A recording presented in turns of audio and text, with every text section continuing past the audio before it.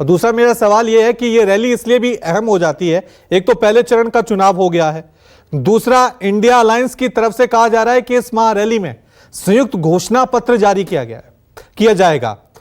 तो आपको लग रहा है कौन कौन से वादे किए जा सकते हैं? क्योंकि कांग्रेस ने अपना घोषणा पत्र जारी किया है, समाजवादी पार्टी ने अपना घोषणा पत्र जारी किया है, टीएमसी ने अपना घोषणा पत्र जारी किया है। आज अब ये हमें संयुक्त घोषणा पत्र देखने को मिलेगा जब इसकी अनाउंसमेंट होगी, तो क्या क्या वादे और दावे जनता के लिए किए जाएंगे? जी बिल्कुल, देखिए तमाम जो पार्टियां हैं, बड़ी पार्टियों ने अपने कर दिया है। आरजेडी ने भी बिहार में अपना घोषणा पत्र जारी किया है। झारखंड मुक्ति मोर्चा ने अपना घोषणा पत्र जारी नहीं किया था।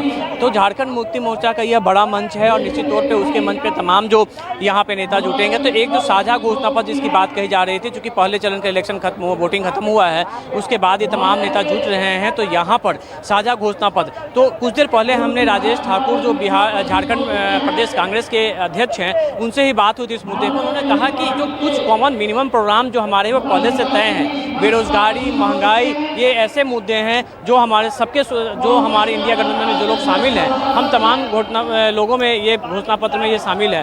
तो ये मुद्दे होंगे। इसके अलावा आपको बता दें कि जो एक और जो बड़ा मुद्दा था वो था कि अग्निवीर सैनिकों का जो अग्निवीर बहालियां हैं उसको हटाने की बात हुई थी। उसको भी तमाम पार्टियों, जो गठबंधन में शामिल लोग पार्टियां हैं, तमाम पार्टियों ने इस मुद्दे को रखा है। महंगाई, बेरोजगारी और अग्निवीर जैसी जो बातें हैं, वो बातें कॉमन एजेंडा है, कॉमन घोषणा पत्र में होगी। तो इन बातों का यहाँ पे जरूर निश्चित तौर पर होगा। और सबसे बड़ी बात है कि जिस तरह संविधान को लेकर जो इंडिया गठबंधन के जो नेता हैं लगातार हमलावर हैं एनडीए पे कि इनकी संविधान खत्म करने की कोशिश की जा रही है, तो वो भी एक बड़ा मुद्दा होगा। उसके लिए भी ये जो अपना जो मंच है, इस मंच से जरूर बड़ी बड़ी बातें होंगी, वहाँ बड़ी बड़ी घोषणाएं होंगी। तो निश्चित तौर पे ये एक बड़ा मंच है। और प्रथम चरण के चुनाव मतदान के बाद जिस तरीके से कहीं ना कहीं ये कहा जा रहा है कि एनडीए को जो उसको उम्मीदें थी उस उम्मीद के अनुसार वोटिंग नहीं हुई है और उसके बाद इंडिया गठबंधन खुश है, उनके लिए एक बड़ा मौका है। और इस मंच के द्वारा एक जनता के बीच में मैसेज भी देने की कोशिश करेंगे, क्योंकि हर बड़ी पार्टी, छोटी बड़ी पार्टी, फारूक अब्दुल्ला आ रहे हैं,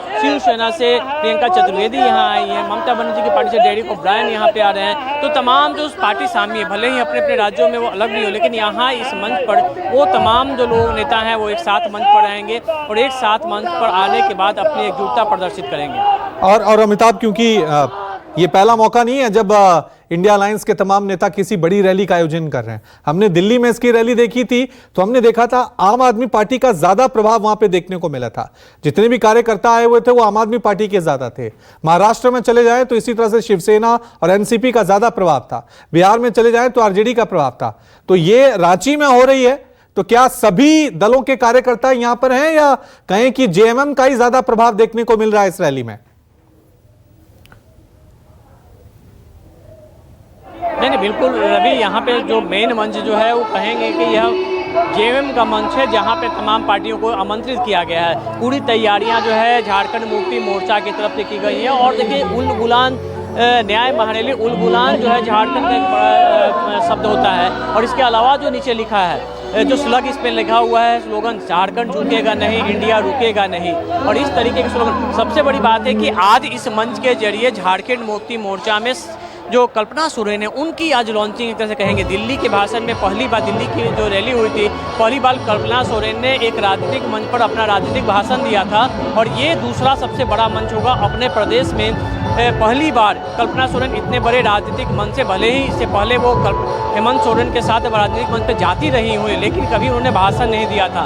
तो आज पहली बार कल्पना सोरेन इस मंच से भाषण देगी और निश्चित तौर पे जेएमएम के अगले बड़े नेता के रूप में उनकी छवि निखारी जाएगी। उनकी एक तरह से लॉन्चिंग हम कहें कि इस रैली के माध्यम से झारखंड की जनता के सामने जेएमएम करेगा। और इसकी पूरी तैयारी है। शहर में जो पूरे कटआउट्स लगाए गए हैं, जो होर्डिंग लगाए गए हैं, ठीक है, उसमें शिबू सोरेन के बाद हेमंत सोरेन और ठीक है। तो ये कह सकते हैं कि कल्पना सोरेन के लिए एक और मौका यहां पर हो सकता है। दिल्ली में पहली बार वो सियासी भाषण देते हुए नजर आ रही थी। अब अपने प्रदेश में अपने लोगों के बीच किस तरह की छाप छोड़ती हैं, देखने वाली बात होगी।